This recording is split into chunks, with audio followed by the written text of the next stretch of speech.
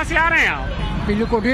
अरे तो पीली कोठी में भी तो बहुत सारा वो है, मस्जिद है, उधर नमाज नहीं पढ़ते आप हम लोग यहीं पढ़ते हैं।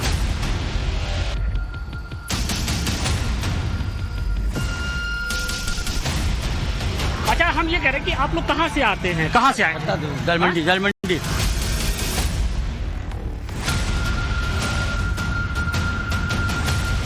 यह देश संविधान से चलेगा, शरिया से नहीं चलेगा। नमाज ही आते हैं जाते हैं, कौम बेसी होना, ये जुमा मस्जिद है, शाही मस्जिद है।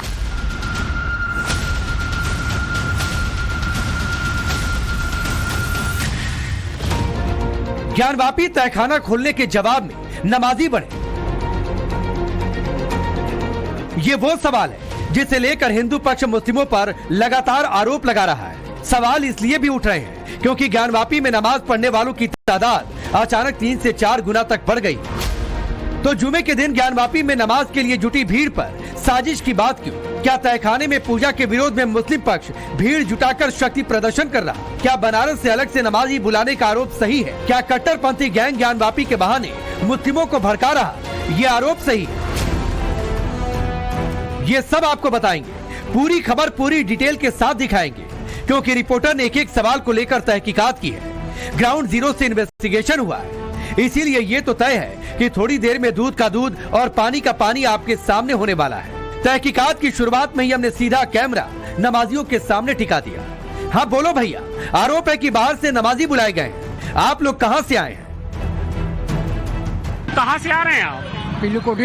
अरे तो पीली कोठी में भी तो बहुत सारा वो है, मस्जिद है, उधर नमाज नहीं पढ़ते आप हम लोग? लोग यहीं पढ़ते हैं रोज। नहीं, पहले तो लोग नहीं पढ़ते थे, आप देख रहे बहुत संख्या में आ रहे हैं, क्या कारण है? हम लोग पुराने नमाज पढ़ने वाले, हम लोग पुराने नमाज पढ़ने वाले। कि आप लोग यहाँ पर कब से नमाज पढ़ रहे हैं यहाँ हम तो बहुत दिन से पढ़ रहे हैं। पे? अच्छा, कहाँ से आ रहे हैं? हम जयपुरा से आ रहे हैं। अच्छा, आपको वहाँ भी तो मस्जिद है, वहाँ है। नमाज पढ़ते हैं आप टाइम लोग? बहुत कम है, टाइम बहुत। आप लोग कहाँ से आते हैं, कहाँ से आए हैं? जलमंडी। जलमंडी। अच्छा, दालमंडी। अच्छा, बहुत से लोग हम देख रहे हैं कि दूर दूर से हम नमाज पढ़ने के लिए आ रहे हैं, उसका क्या बनारस कारण है? की जुमा मस्जिद है ये, अच्छा, सबसे बड़ी मस्जिद जुमा मस्जिद है। लेकिन इसके पहले तो इतनी संख्या इससे में पहले लोग नहीं नहीं आते आते थे। हैं। हम आपको बताए, बनारस की जुमा मस्जिद जी। है, सबसे बड़ी मस्जिद है। हाँ। पहले जुमे की नमाज ज्यादा यहाँ होती थी। लेकिन पहले तो 500-600 लोग आते थे, लेकिन अब तो देख रहे हैं 1000-1200 संख्या बढ़ती जा रही है। जितना परिसर में जगह होगा उतनी नमाज होती है। लेकिन पहले तो बहुत कम लोग। पहले तो रोड पे भी नमाज होती थी।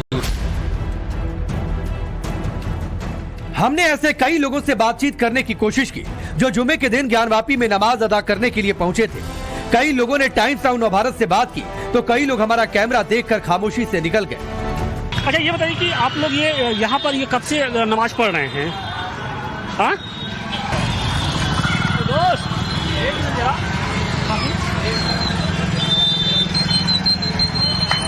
चाचा, अरे एक मिनट जरा भाई, एक मिनट जरा। अरे एक मिनट। कोई बात नहीं, सवाल का जवाब दे या ना दे, ये तो आपका अधिकार है भाईजान। लेकिन कई बार खामोशी 100 शब्दों पर भारी होती है। क्या इस केस में भी ऐसा सचमुच में है? यह समझने और जानने का अधिकार सिर्फ हमारे दर्शकों को है। सो आप खुद तय करें। हमारे लिए तो जो गुस्से में निकले उनका भी स्वागत, जो मुस्कुरा कर निकले उनका भी अभिनंदन, जो जवाब दिए उनका वार्म वेलकम। लेकिन इसी सिलसिले में पक्षकार साहब भी मिल गए।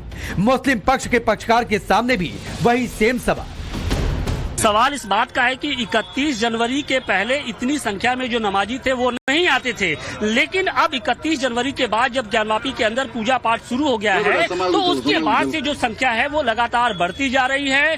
सिर्फ ज्ञानवापी परिसर के आसपास ही नहीं, बल्कि दूर दूर से जो नमाजी है वो आ रहे हैं और कहा यह जा रहा है ये ताकत की नुमाइश की जा रही है। गलत बोल रहे हैं आप, ऐसी बात नहीं। नमाज ही आते हैं जाते हैं, कौम बेसी होना, ये जुमा मस्जिद है, शाही मस्जिद है। आना जाना इससे प्रशासनिक व्यवस्था से कोई मतलब नहीं है। हम संख्या बल में होके क्या गेट पर नारा तो नहीं लगा रहे हैं, हम कानून तो नहीं तोड़ रहे हैं। जी। हाँ, ठीक है, बताइए। हम संवैधानिक तरीके से हम अपनी बात कर रहे हैं। कोर्ट के आदेश के बाद 31 जनवरी को ज्ञानवापी में व्यास तहखाने में पूजा अर्चना की गई थी। हिंदू पक्ष का आरोप है इसी को लेकर मुस्लिम समुदाय भड़का हुआ है। पूजा के बाद से ही जुमे की नमाज में अचानक मुस्लिमों की तादाद बढ़ने लगी।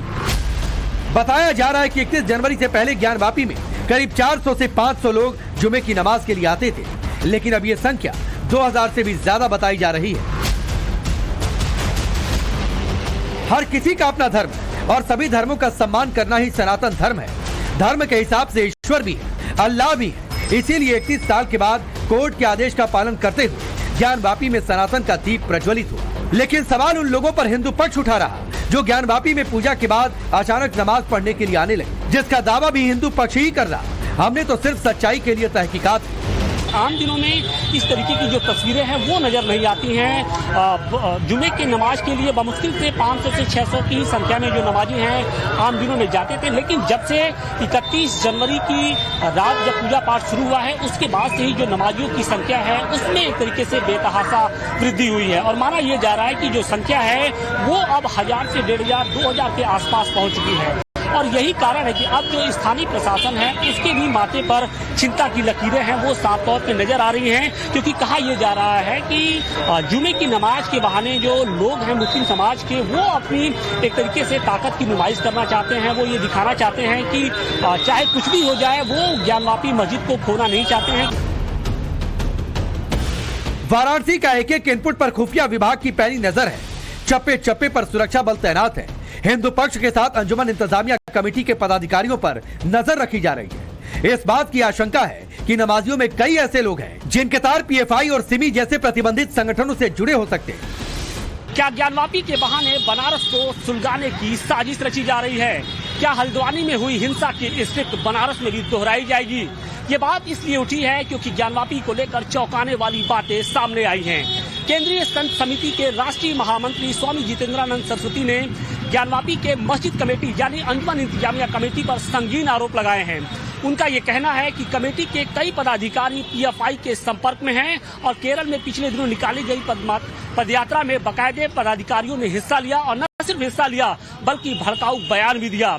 और यही नहीं, अंजुमन इंतजामिया कमेटी के कई पदाधिकारी वाराणसी के प्रशासनिक अधिकारियों को खुलेआम धमकी दे रहे हैं। सैकड़ों साल की प्रतीक्षा, न्याय और न्यायालय पर भरोसा, हजारों गवाहियां, सैकड़ों साक्ष्य के बाद जब ये साबित हो गया कि ज्ञानवापी में सनातन के सबूत हैं, तो फिर साजिश की थ्योरी भी तैरने लगी। ये पूरे देश को दंगे की आग में झोंकने की ज्ञानवापी के बहाने साजिश है। और केरल के अंदर 4 दिनों से वाराणसी की मस्जिद इंतजामिया कमेटी बैठ के क्या कर रही है, किससे मिल रही है? केरल में आईएसआईएस और पीएफआई के अलावा और कौन सी पहचान है केरल में दंगे फसाद के अलावा? नोमानी साहब गए कहाँ नहीं गए ये तो हमको नहीं पता है। सवाल ये बात का है कि आप इस तरह के इल्जाम लगाएंगे, कोई कहीं जाएगा तो दिल्ली से विष्णु जैन बनारस आके तरह तरह के बात बोले, हम लोग तो आपत्ति नहीं कर रहे हैं। कहाँ कहाँ के लोग बनारस में, क्या बनारस में कोई वकील नहीं था कि विष्णु शंकर हरिशंकर जैन बनारस में आ रहे हैं? तमाम देश विदेश से लोग यहाँ आ रहे हैं पूजा करने, मीटिंग करने, हम लोग नहीं जान रहे। एक अगर नोमानी साहब को किसी ने दावत देकर बुलाया, अगर वो गए तो वो गलत हो गया। अपनी बात कहना, पूरे देश में रहना वो गलत है। प्रशासन की आंख उन लोगों पर भी है जो दुष्प्रचार को लीड करने की कोशिश में। ऐसे लोगों पर सोशल मीडिया पर अफवाह फैलाने के आरोप है। लेकिन ऐसे लोग मुख्यमंत्री का ये बयान एक बार नहीं 1000 बार सुने। नो कर्फ्यू नो दंगा, यूपी में सब चंगा है ना। आज कर्फ्यू तो नहीं लगता ना, दंगा भी नहीं होता ना। समझना सबको चाहिए, कोर्ट किसी भावना पर नहीं चलता, वो सबूत पर चलता है। सबूत जिसका ठोस होगा वो जीतेगा। आधुनिक न्याय व्यवस्था की यही यूनिवर्सल थ्योरी है। हमारी यानी नवभारत की अपील तो यही है कि भैया सब शांति बनाए रखो, ना भड़को ना भड़कने दो, हर हाल में बनारसीपन को सजो करो। Bureau report, times now Navbharat.